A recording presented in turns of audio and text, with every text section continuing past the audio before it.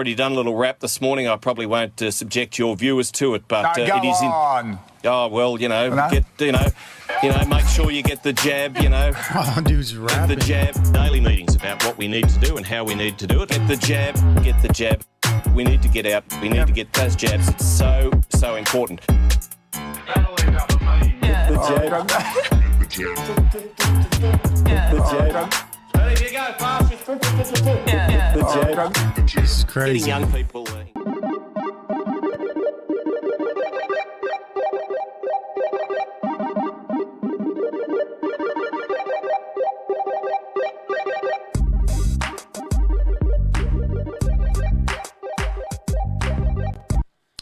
Hey, how's everybody doing tonight? How's everybody doing? I am your host, Rich. This is the Manwich Show. Today's topic will be the jab. But before we get going, let me play my disclaimer. The views, opinions, and representations expressed are those of the hosts, guests, and participants, and are not necessarily those of or endorsed by management, other hosts, or advertisers of the network. The show is found on Manwich, the regular original can, but cannot necessarily promote any particular lifestyle, belief, religion, political affiliation, or other personal practice. These shows are for entertainment purposes only. Ta-da! And are not intended to treat, diagnose, and or claim any cure, disease, or condition, or give any medical or legal advice. Good evening, or morning, depending on your time zone. From the Pacific to the Atlantic to you worldwide. Get yourself a cup of Java and find a comfy, easy chair. And get ready for Manwich on Talk Radio After Dark. And now, it's Rich. And that's all I have to say about that. Ta-da! Ta-da! And with that said, let's get into it to take the COVID-19 vaccine.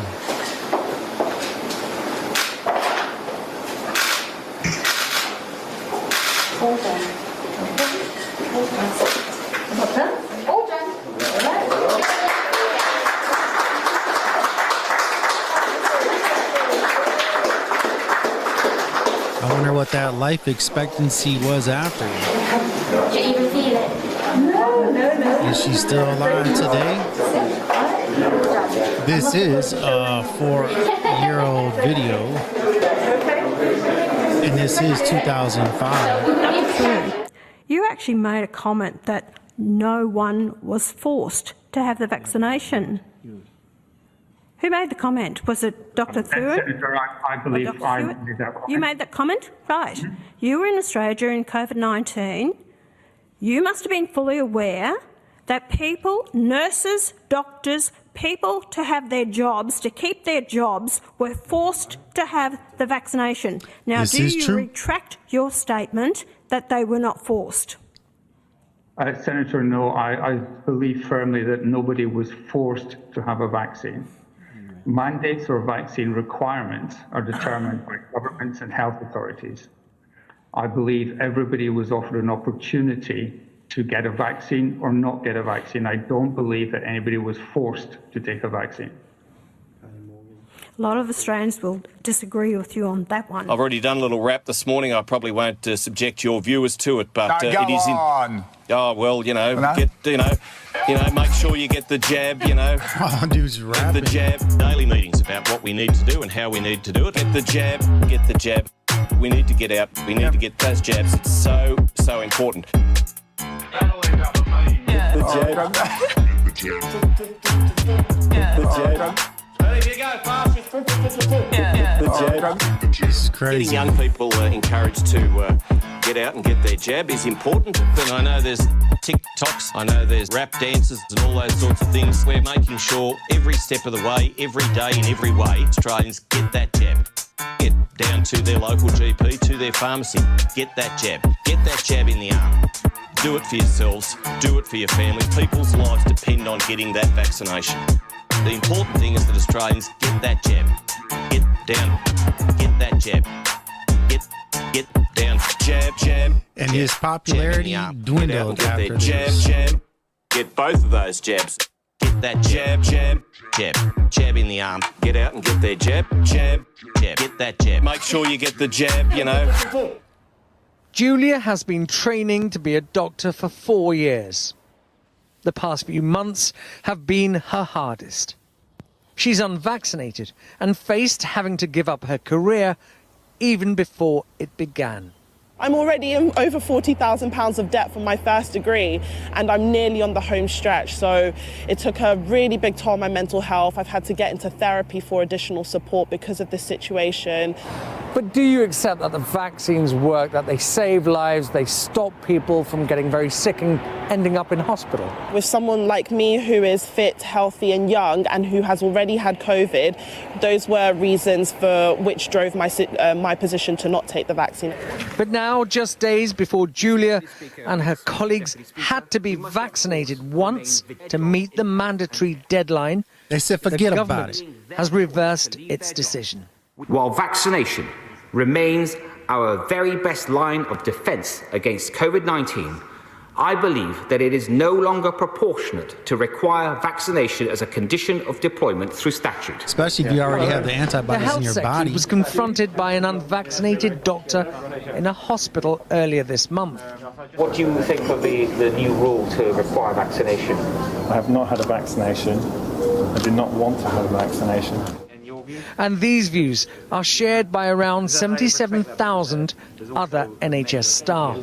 Workers the health service cannot afford to lose. But around 95% of NHS workers have had the jab.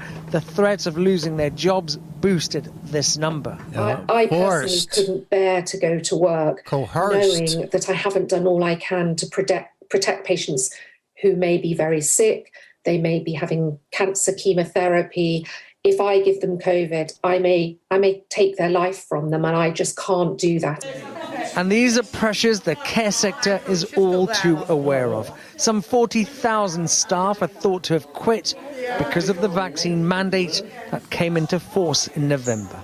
There are many people who have had to make that decision already to leave their jobs, some of whom have been working in those homes for many years, and they're not necessarily now in a position where they're going to come back to those roles. So we've already lost something as a result of the policy. Julia can now look forward to the career she's been dreaming of. But now she and all NHS workers will be hoping this U-turn does not cause any long-lasting damage to the health service. Ashish Joshi, Sky News. Registration numbers in the Western Cape are slowly picking up. This after the province embarked on a massive campaign to help and encourage those 60 and over to register. But there are still concerns about those in old age homes who are refusing point blank to be vaccinated. Aisha Ismail tells us more. Heck no, we won't go. Elderly citizens at old age homes have been prioritised to be vaccinated against the coronavirus in phase 2. And while many have registered and are keen to be vaccinated, there are quite a few still hesitant or refusing the jab. But the MD at one old age home says it has a lot to do with misinformation and misunderstanding surrounding the COVID-19 vaccine. We brought it down to their level and we told them that it's not harmful. There's quite a few that has taken it. We first had to ask consent from the families of these residents. And some of the family members said no. But the hesitancy is not only among the elderly.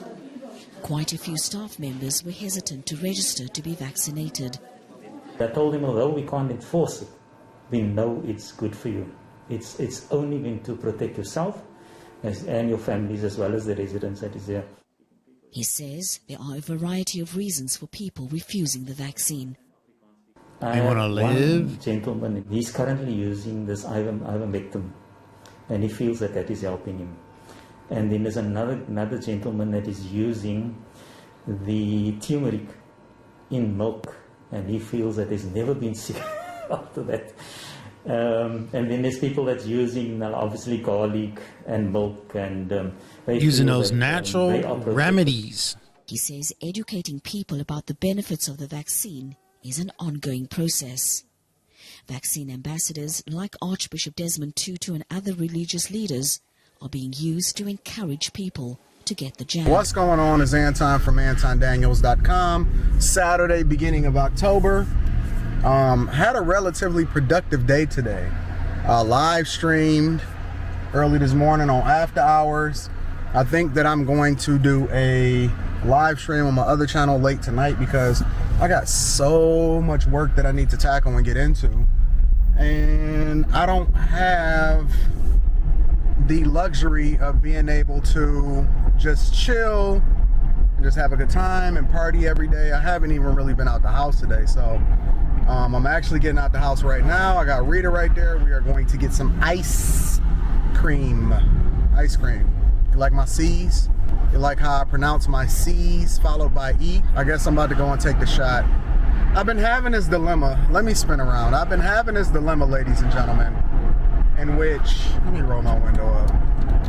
Having this dilemma in which I'm at odds right now. And I don't really want to talk about this extensively because I already got slapped on the wrist by YouTube about getting the shot. If you know what I'm talking about the shot. Yeah, we call it the jab. Then make sure you tap in and let me know what I'm talking about in the comments about the shot. But I've been having this dilemma about getting the shot. Largely been putting it off because I have no reason to. I have the antibodies. That's what I'm talking about. I like this dude already. COVID early last year. I've had no problem since then. I've been over in Miami over the winter. I know, I'm about to turn that right here. Miami over the winter, all of that. Like, life has been absolutely good. Rita has gotten the shot because Rita is going to be training in the healthcare professional field as a nurse because that's what she's going to school for. So you're going to do, what do you call it when you got to go in and do it? When you got to go into the places? Clinicals. She has to do clinicals and all of that. So Rita has decided to get the shot. But me, on the other hand, I am very much on the fence. I'm just not, I don't see a reason for it. I don't really trust it. It just doesn't make a lot of sense. I respect everybody else's decision to do it or not to do it. And I just don't like the idea that you are being forced to do it in order to be able to do anything in society. Over in New York, I heard allegedly there's a lot of places that you can't go into, including events, sporting events, restaurants, gyms, unless you have the card. You know what I'm saying? I got to use buzzwords because of YouTube, and they out here playing a censorship game. But yeah, so I'm gonna, I paid a lot of money for my season tickets. You pay upwards of over $40,000 for your season tickets. Come on, let me go in here. Might as well just get this dumb junk out the way. You pay upwards of $40,000 for your season tickets, and then I find out that since I got floor seats, that, there you go, Porsche life. Because I got floor seats, that I can't even, bro, your lights are on, be sitting close to the players unless I get the shot or I get a negative test for every game within 48 hours of attending the game. And I don't want that junk up my nose. You got to get like a certain type of test and all of that. Rita, the pharmacy is closed. See, look at God working. God said not today. I don't know, like I said, I'm on the fence. I don't really know what it is that I truly, I know what I don't want to do, but at the same time, is that what Rita looks like behind you? You see a lot of different reports and the media is promoting it so hard, and you also has this huge rollout and campaign. Like, why are they promoting it so hard, and why is it so important? You got so many other things and it just don't make sense. Oh, my bad, babe. You got so many other things. Dude, that is Rita. That destroy people so much, but this one is the thing that's the priority. Is that Rita or Juanita? I don't know. It just doesn't make sense. I don't really want to have a long conversation about it again because YouTube already slapped me on the wrist, especially on my other channel, for having this conversation. So let's go get some ice cream like we intended to do in the first place. All right. Yes, Tumelo, with any vaccine, no matter what it is, there's always the potential of side effects. Usually there's a bit of discomfort at the site of the injection. You might have maybe a bit of fever, muscle aches, a bit of fatigue, sometimes diarrhea. So with any kind of vaccine, this is to be expected. We certainly are finding this with the COVID vaccines. And, if the symptoms last 2 or 3 days, I don't think people should be concerned. I feel that concern should should be there if the symptoms persist or if they get worse. That's where we should be more concerned. But it is quite normal to have these kind of symptoms, but as long as they don't persist. Yeah. Can the symptoms be fatal? Well, certain people can be allergic to the vaccine or the ingredients in the vaccine, and something called anaphylaxis, which is a very sudden allergic response, can happen, and that can be fatal. Furthermore, with some of the vaccines, especially the AstraZeneca, there have definitely been reports of thrombotic events, blood clotting events, and a lot of reports of pericarditis and myocarditis, which is basically inflammation of the lining of the heart or the actual heart muscle. So that's been there. I've definitely heard reports of that. And also heart events, so palpitations, rapid heartbeat, shortness of breath. So if anybody has really extreme symptoms like shortness of breath, your heart beating really powerfully, if you have a very spread out rash over the body, or if you have any chest pains, severe abdominal pain or leg pain where there's swelling, then straight away you should seek medical help. Yeah. Any kind of swelling around the throat, also seek medical help, because those are more severe side effects which have been reported. Right. Because we know that right now over 35s are currently taking their jabs. For anyone who's actually planning on, going, let's say, for example, today, is there anything that they can do to make these side effects or other symptoms a lot more bearable? Because I've been seeing just unofficial conversation on social media around making sure you eat healthy, you boost up your immune system, just so that the side effects, if they do occur, these symptoms are bearable. Yes, Tamela, I think that's very wise. To take care of yourself generally is always so important, to make sure your immune system is strong. And also remember your mind. Fear itself, anxiety, anticipation, that sets off the stress response, which releases adrenaline and cortisol in your body, which suppresses your immune system. That's not good. So although it sounds a bit, woo-woo, actually being in a calm state of mind, being relaxed, taking care of yourself is a good way to approach the whole thing. It really makes a difference to your well-being and also to your potential of side effects. I'm going to let you go in just a few minutes right now, Julia, but just to also allay some of the fears that's probably been going on right now with the vaccine. What should then one do if they just want to calm themselves and make sure that they're in a better frame of mind before getting themselves vaccinated? Is it necessary to consult with your doctor, get yourself checked up to see if, you will sort of react in a certain way to the vaccine? Is it even necessary? Because obviously there are financial implications, consultation fees, etc. What do you think mentally should one then do just to calm themselves down and know that they're in a better space, definitely health-wise, to take this vaccine? Well, the amazing thing that we have our calming agent right with us in every moment, and that is our breath. So deep belly breathing into your belly. When you do that, when you breathe into your belly, so not into your upper chest, because when we're anxious, we tend to breathe very shallowly in our upper lungs. When you breathe deep in your belly, your diaphragm drops and it activates the vagus nerve, which kicks in your parasympathetic nervous system, and that calms everything down. So a very simple thing, deep belly breathing, long, slow, deep breaths is really an amazingly simple way to calm your nervous system down. And I don't think you need to be running to the doctor to check everything out, because it just creates more panic and anxiety.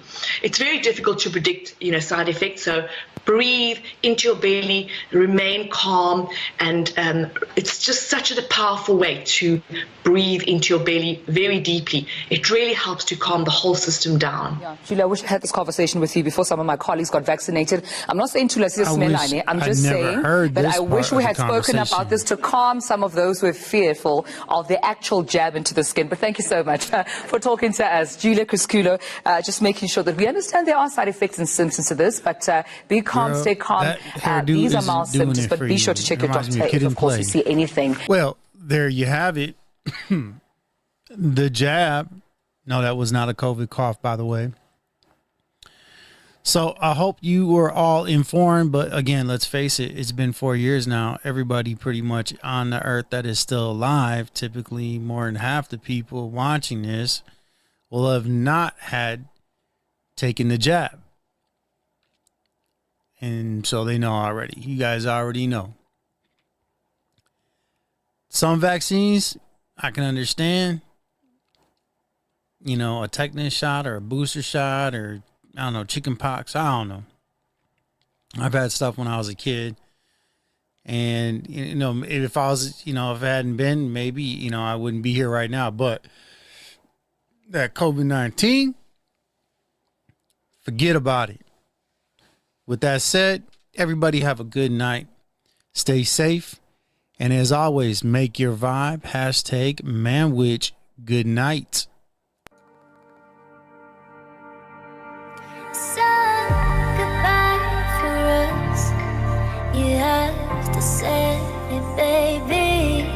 And us in Texas, you wanna try, baby. I know you can, I know your heart, and you will figure